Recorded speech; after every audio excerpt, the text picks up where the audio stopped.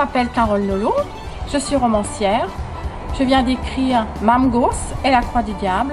Mamgos qui veut dire grand-mère en breton.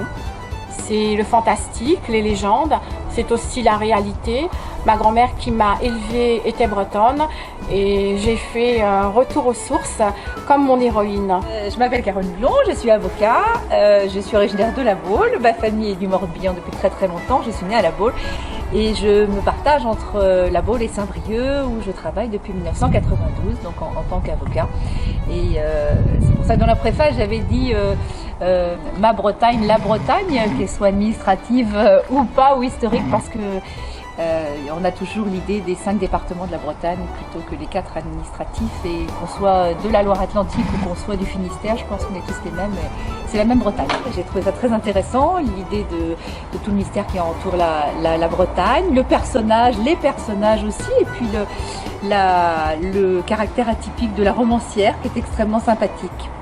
Alors ce roman est une enquête policière, mais cette enquête policière est en toile de fond. C'est aussi la vie des familles, d'une famille. Il y a de jolies scènes de vie et un rapport également mère-fille où l'on remonte jusqu'au 19e siècle. Je voulais mettre l'éclairage sur la vie en Bretagne. C'est forcément un roman intimiste puisque j'ai été élevée par ma grand-mère bretonne.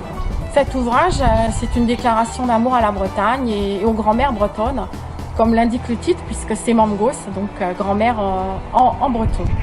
Il y a des paysages, il y a du mystère, puisque nous sommes en Bretagne. Il y a des forêts magiques, il y a les corrigans, il y a les lutins, les maléfiques, et puis les gentils lutins.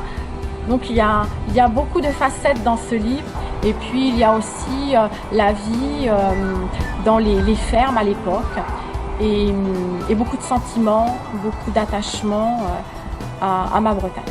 Dans l'histoire, à part, mise à part la qualité de l'auteur, c'est toute l'histoire de la transmission entre des générations de femmes, et toute l'entraide que les femmes pouvaient s'amener, se donner les unes après les autres, et puis ce qui nous est arrivé jusqu'ici, jusqu'à nos jours aujourd'hui. C'est finalement une histoire de femmes.